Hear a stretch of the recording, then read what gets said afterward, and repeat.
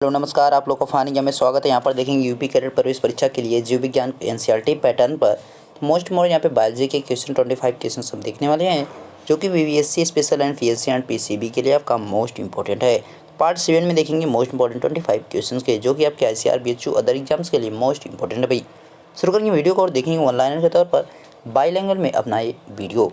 तो फटाफट जुड़ जाए और इसका पीडीएफ आपको मिल जाएगा टेलीग्राम चैनल पर, तो वहाँ पर जरूर जुड़ें ताकि आपको चीज़ें वहाँ पर क्लियर हो सकें। ओके, शुरू करेंगे वीडियो। पहला क्वेश्चन है, भाई बीजाणु उत्पन्न करने वाले जीवाणु ग्राम धनात्मक होते हैं जो बैगनी रंग ले लेते हैं। इनकी कोशिका भित्ति किसकी बनी होती है? The bacteria that produce spores are gram positive which take a violent colour whose cell was in made of this. तो भाई किसकी बनी होती है? यहाँ पे राइट आंसर की बात की जाए म्यूरिन की, म्यूरिन है। नेक्स्ट है बैसिलस बुल्गेरिस है। बैसिलस बुल्गेरिस इज ए भाई बैसिलस बुल्गेरिस क्या है? भाई अमीनो अम्ल से अमोनिया को बनाते हैं। अमीनो अम्लों से अमोनिया को बनाते हैं। Ammonia is made from amino acids. Next question कह रहा है, निम्न में से किस प्रकार के प्रोटिस्ट वर्ग में हरित लवक नहीं पाया जाता है? ये मृत एवं सड़े गले पदार्थ पर जीवित रहते हैं। Which of following types of protist is not found in a green leaves, they survive on dead and rotted throats. यहाँ पे राइट आंसर की बात की जाए तो क्या हो जाएगा? अवघटनी प्रोटिस्ट हो जाएगा, डिकम्पोजिस प्रोटिस्ट। यानी थर्ड का ए यहाँ पे है। पूर्व सूत्री विभाजन अंतरा काल और प्रवस्था में प्रोटीन एवं किसका निर्माण होता है? प्री पॉइंट स्पेल्टिंग proteins and which are formed in the इंटरसियल फेज। किसका निर्माण होता है? आरएनए का। याद रखिएगा आरएनए का यहाँ पे निर्माण होता है। नेक्स्ट क्वेश्चन कह रहा है कि दोनों ध्रुवों पर गुणसूत्रों के चारों तरफ केंद्रक झिल्ली तथा केंद्रिका का निर्माण हो जाता है। साथ ही साथ गाल्जिका तथा अंतः प्रद्रव्य चालिका का भी पुनर्निर्माण हो जाता है। यह समसूत्री विभाजन में नाभिका विभाजन की कौन सी अवस्था होती है? The nucleus membrane and nucleus are found around the chromosome at both poles at the same time. Both गैलोलिक and the endoplasmic reticulum is also reconstructed which is the stage of nucleus division in this mitosis. इसकी क्या हो जाएगा? अंत्यावस्था हो जाएगी, क्या टेलीफोज। यहाँ पे आपकी जो और अवस्थाएं होती है वो कौन कौन सी, उनके बारे में भी देख लेंगे। जैसे कि आपका कह रहा है भाई, यहाँ पे बोला है भाई अंतावस्था जो है एक कौन सी अवस्था होती है देखेंगे। तो इसमें जो है आपकी टोटल 4 अवस्थाएं होती हैं। एक होती है पूर्वावस्था, एक होती है पूर्वावस्था, दूसरी की बात की जाए मध्यावस्था, तीसरी आपकी पश्चावस्था, और जो फोर्थ यहाँ पे होती है यानी जो लास्ट यहाँ पे अंत्यावस्था होती है। अंतावस्था याद रखिएगा 4 यहाँ पे अवस्था है, पूर्वावस्था, मध्य, पश्चात और अंत्यावस्था यहाँ पे आपका याद रखिएगा। नेक्स्ट क्वेश्चन कह रहा है भाई, फ्लोएम पदार्थों को कोशिकाओं में दोनों दिशाओं में गति करा सकते हैं। यह कितने अवयवों से मिलकर बना होता है? Phloem can move substance in cells in both directions which is made of how many elements. तो भाई किसने से बना होता है? 4 से बना होता है। याद रखिएगा 4 एलिमेंट्स से बना होता है। वो 4 एलिमेंट्स हैं कौन कौन से, उनकी अगर बात की जाए तो भाई कौन कौन से हैं? तो यहाँ पे 4 जो कौन कौन से भाई, पहला आपका है चालनी कलिकाएं, चालनी कलिकाएं हो गया। दूसरा कह रहा है भाई यहाँ पे सहकोशिकाएं, सहकोशिकाएं कह सकते हैं, जिनको जो है कंपोनियन सेल्स कहते हैं, और इनको जो है सीयू टेल्स कहते हैं। याद रखिएगा भाई। नेक्स्ट आपका फ्लोएम, फ्लोएम मृदुत्का, फ्लोएम मृदुत्का इनको कहा जाएगा। फ्लोएम पैरेंग्लोगेजन कहा जाएगा। याद रखिएगा। नेक्स्ट आपका फोर्थ जो है फ्लोएम तंतु कहेंगे, इन्हें फ्लोएम तंतु कहेंगे।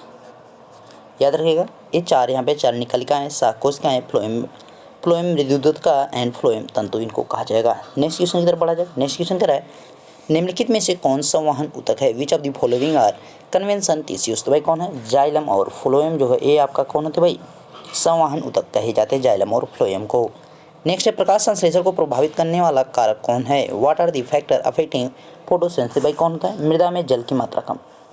अगर मृदा में जल की मात्रा जब कम हो जाती है तो क्या होता है भाई, वहाँ पर ऑक्सीजन जो है वो आपका प्रकाश संश्लेषण की क्रिया कम हो जाती है। याद रखिएगा।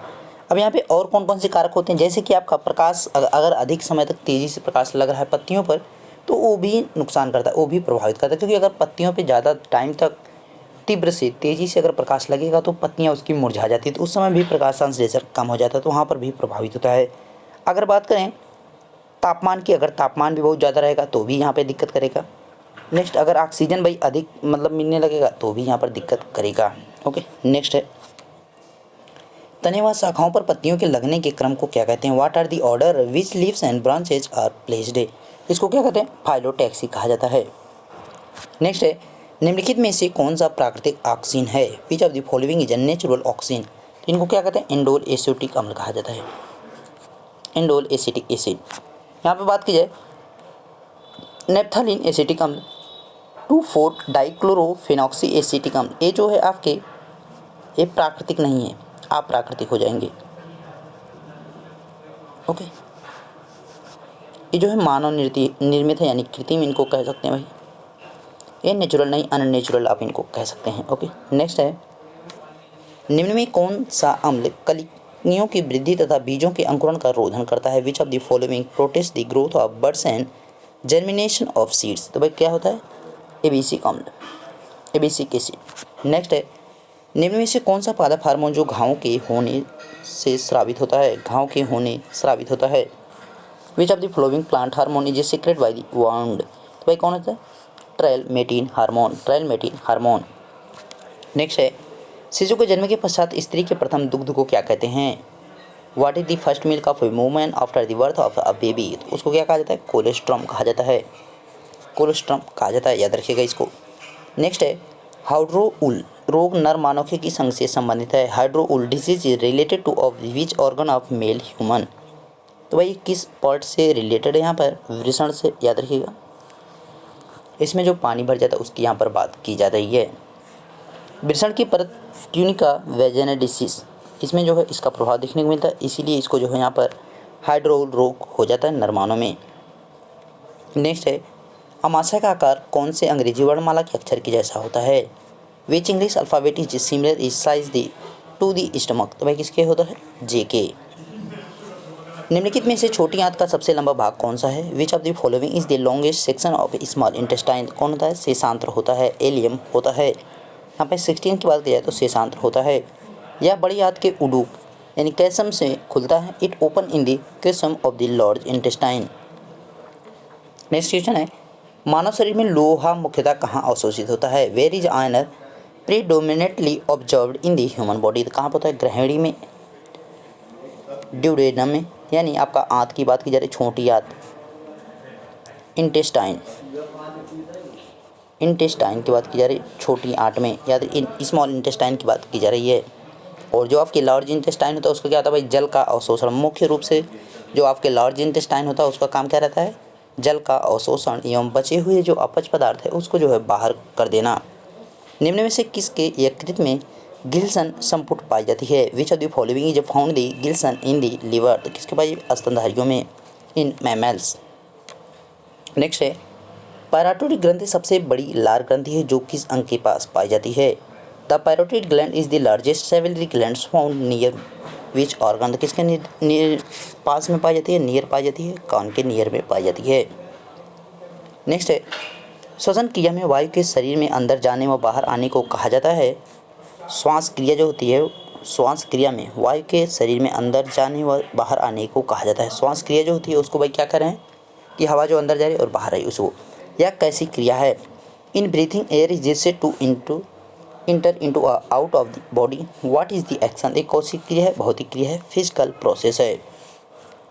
नेक्स्ट है केंद्रिक तंत्रिका तंत्र के साथ श्वसन केंद्रों के तनाव को क्या कहते हैं? What is the tension of the central nervous system as well as the respiratory centres? इसको क्या कहते हैं? परिगलन कहते हैं, नार्कोसिस कहा जाता है।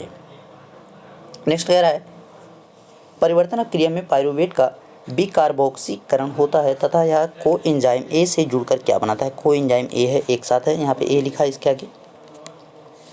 इन the transformation of reaction pyruvate undergoes decarboxylation and what does it form by joining a coenzyme A? तो क्या बनाता है? एसिटाइल कोएंजाइम ए यहाँ पर बना लेता है।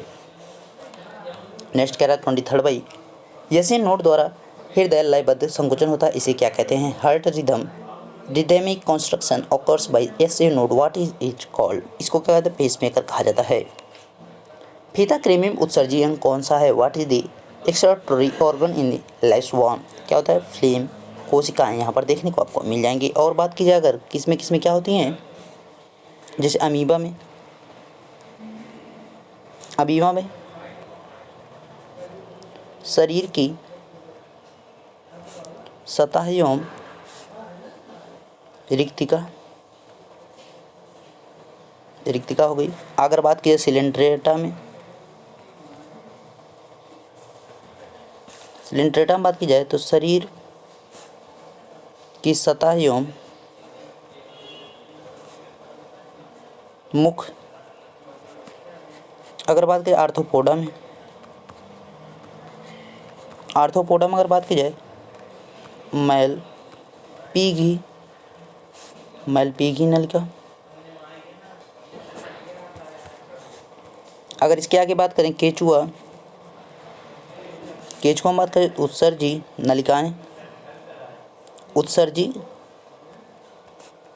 काएँ हैं या नलिकाएं कह सकते हैं। फीता कृमि आपने देख लिया। झींगा मछली की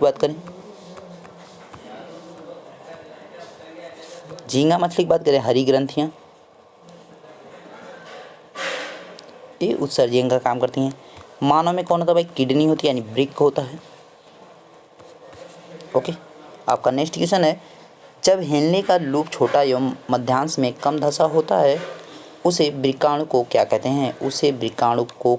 When the loop of Henle is small and less sonic is the medium, what is this called to रेसेंस? उसको वल्कोटी वृक्काणु कहा जाता है। क्रोटिकल नेफ्रॉन उसको कहा जाएगा। तो आपके 25 मोस्ट मॉडल क्वेश्चंस जो थे वो आपके कंप्लीट हो चुका। वीडियो अच्छा लगा तो लाइक जरूर कीजिएगा। चैनल पर नए हो चैनल को जरूर सब्सक्राइब कीजिए। इसको ज़्यादा शेयर करें ताकि मैक्सिमम लोग पास चीज़ें पहुँच सकें। मिलेंगे नेक्स्ट वीडियो, तो देखते रहिए फन या बिता सर। Thank you.